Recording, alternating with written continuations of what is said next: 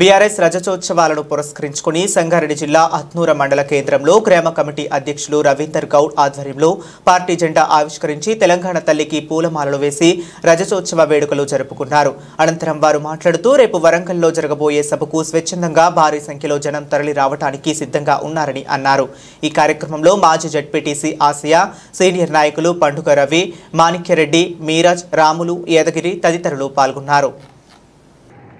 TRS party ప్రజలకు ఎంత మేలు చేసిందో వాళ్ళు ఇప్పటికి కూడా మర్చిపోలేకపోతున్నారు.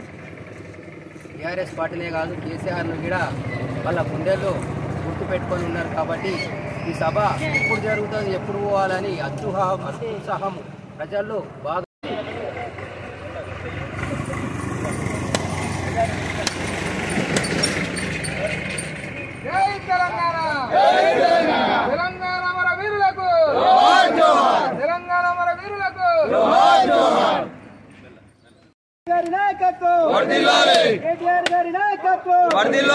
హరీష్ రావు గారి నాయకత్వం, లక్ష్మారెడ్డి గారి నాయకత్వం.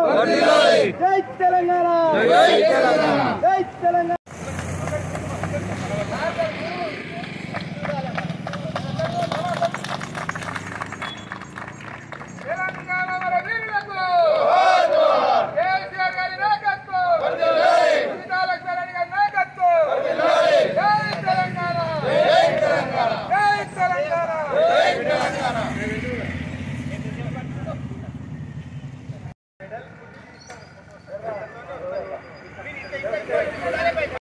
ఉత్సవ సభ సందర్భంగా ఈరోజు అత్నూర హెడ్ క్వార్టర్లో పార్టీ జెండా ఆవిష్కరించడం జరిగింది.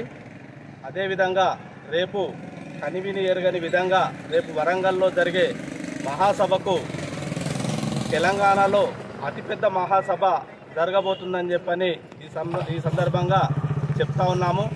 కాంగ్రెస్ పార్టీ ప్రతి విషయంలో కూడా పూర్తిగా విఫలమైందని చెప్పని కూడా ఈ సందర్భంగా మేము తెలియజేస్తా ఉన్నాము.